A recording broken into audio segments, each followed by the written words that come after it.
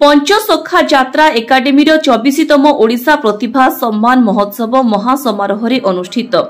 बालेश्वर जिला बाहानगा ब्लॉक अंतर्गत ओडोशाल ग्राम गढ़ी उठी पंचसखा यात्रा एकाडेमी पालन करिछि तार 24तम वार्षिक उत्सव और ओडिशा यात्रा प्रतिभा सम्मान महोत्सव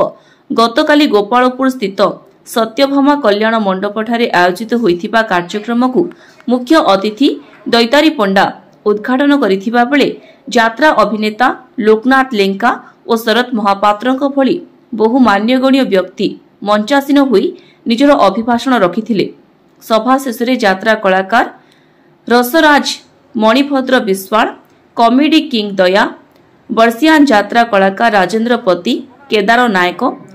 अभिनेत्री बासंती बारिकों भली 22 जन आगधाड़ीर यात्रा कलाकार को संबर्धित करा जायथिला।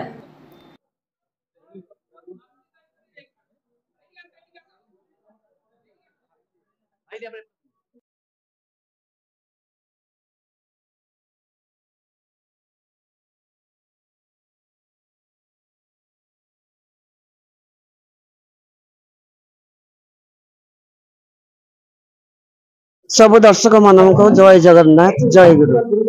मु बासंती बारे यात्रा आर्टिस्ट माँ तो कले तेणु मो परिचय ये मुझे पंचसखा एकाडेमी अवार्ड जो उत्सव होउछि से उत्सव को मुझे जहा हो आज मु बहुत खुशी अच्छी जे मु यात्रा गोटे कलाकार अच्छी जहाँफल मत मन रखी गोटे संबर्धित कराला बहुत खुशी से समस्त को धन्यवाद देवी जो माने समस्ते रही पंचसखा एकाडेमी मेंबर्स मान को जे कि समस्ते आज जी जन कलाकार नाटकर डायरेक्टर जी आसुँच समस्ते वयोज्येष्ठ लोक लिस्ट रखी समस्त को ठीक भाव में प्राइज दिखाई से प्रथम पंचसखा मेंबर्स मान बहुत बहुत धन्यवाद देवी। पुराना स्मृति पुराना कथा पुराना कलाकार मान कहानी ये सब शुणिला मु निजको माने बहुत धन्य मन कली जो विषय जानी नहीं जो शुणी नहीं समस्त ना शुणी समस्त गारिमा शुणी बहुत खुशी। मु अनिरुद्ध बारिक संपादक पंचसखा यात्रा एकाडेमी ओडोशाल गोपालपुर बालेश्वर। आज हूँ पंचसखा यात्रा एकाडेमी 24तम यात्रा प्रतिभा सम्मान महोत्सव 2002 रे अनुष्ठान आरंभ होता। अनुष्ठान आभिमुख्य होची जे मंच कला को छाड़देले थिएटर टीवी फिल्म बा दूरदर्शन ये सब कलाकार को सरकार पुरस्कृत करुवा बेले माने छवि आर्टिस्ट किंतु यात्रा कलाकार होची प्रकृत मनोरंजन जोगौची किंतु से कलाकार को सरकार स्वीकृति दौना बा कौन अनुष्ठान दौरान जदि से भी पर बंद हो 1988-89 यात्रा उत्सव होता संगीत नाटक एकाडेमी आनुकूल से बंद है। 1996-97-98 3 वर्ष बरगड़ यात्रा उत्सव होता से भी बंद है। आम बालेश्वर 2004 यात्रा उत्सव होता से भी बंद है। ये यात्रा कलाकार को संबर्धित करवा पुणी बंद करवा परिचय बा स्वीकृति गोटे आघात माने जोटा कि माने जेटा कहूँ अपमान। तेणु जदि निर्धारित भाव जेकोसी अनुष्ठान कलाकार को संबर्धित कर स्वीकृति दब तेबे जाइकी कलाकार मुहरे हस फुटे। निर्देशक संतोष नारायण दास गत वर्ष भी नाटक सूर्य मंदिर करी अतीत अनेक नाटक मु बहुत बड़ बड़ पार्टी रे कोणार्क हो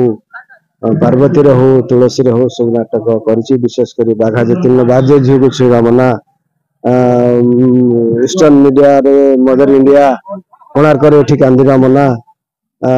पार्वती रे झील मान को सलाम कर मन किन्न लुतु तुलसी सुंदर झी को दूर जुहार एमती अनेक नाटक कलिंग कहीं कांचु शुणव किए कोणार्क राधा पिंदला मीरा सिंदूर अनेक नाटक नाटक नाटक लेखे पंचसखा यात्रा के आपन को आज संबर्धित कला आपन केते मात्रा खुशी जो पंचसखा यात्रा एकेडमी जो संबर्धित आज करिछि बहुत बहुत कम लोक जानिथिबे ओडिसा रे यात्रा कलाकार यात्रा राइटर यात्रार प्रयोजक मानकु प्रथमे पंचसखा यात्रा ओडसाल रे प्रथमे से माने समस्त डाकी संबर्धना करथिले बहुत आज 25-30 वर्ष तळे चिंता करंतु सेतेबेले से माने श्रेष्ठ कलाकार हिसाब रे दीनबंधु माटिया को चयन करथिले बहुत खुशी लागुची एते पुराना अनुष्ठान मते डाकी की संबर्धना करबा तो मु तो निजको बहुत प्राउड फील करची। आज्ञा नमस्कार मु केदारनाथ अतीतर से फेलु दादा आपण मानकर से पट्टामुंड बेलालसन एवं ये दुनिया चिड़ियाखाना नाटकर से पशु आपण मान भल पाइबा को नहीं मु आज पर्यंत बंची एवं अभिनय जारी रखी आपण मान आशीर्वाद हेले आउ किछि दिन अभिनय जारी रखी फ्रूट्स फल खाई दिए बल हम रक्त हम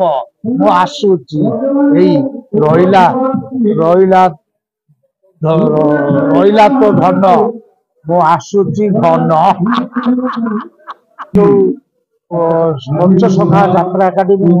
आज 2000 मसीह भल भाव जानी कोरोना बंद हो जाइला आज से पुणी चालू रखिले एवं आउरी आगु नियंतु जो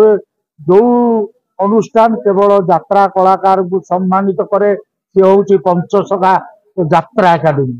तेणु से भली अनुष्ठान को मु भगवान को पाखे प्रार्थना करुची तांकर उत्तर उत्तर उन्नति हो। सोरो महानगर जयदेव आचार्य रिपोर्ट कामयाब टीवी।